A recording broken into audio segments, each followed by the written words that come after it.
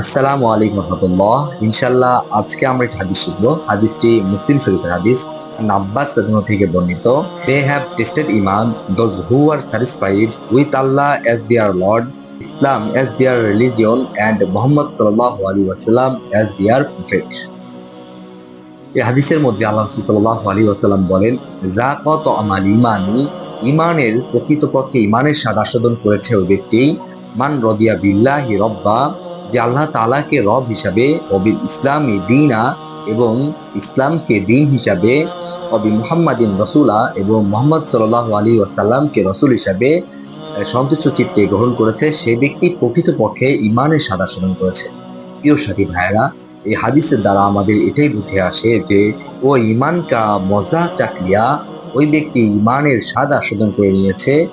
जो अल्लाह को रब और इस्लाम को दीन और मोहम्मद सल्लल्लाहु अलैहि वसल्लम को रसूल होने पर राजी हो गया। যে ব্যক্তি আল্লাহ তাআলাকে রব হিসাবে এবং মুহাম্মদ সাল্লাল্লাহু আলাইহি ওয়াসাল্লামকে রাসূল হিসাবে এবং ইসলামকে দ্বীন হিসাবে একনিষ্ঠ চিত্রে, সন্তুষ্ট চিত্রে গ্রহণ করেছে, সে ব্যক্তি প্রকৃতপক্ষে ঈমানের স্বাদ আস্বাদন করেছে। প্রিয় সাথী ভাইয়েরা, আল্লাহ তাআলা রব্বুল আলামিন আমাদেরকেও প্রকৃতপক্ষে ঈমানের স্বাদ আস্বাদন করার মতো তৌফিক দান করেন। আমিন। আসসালামু আলাইকুম।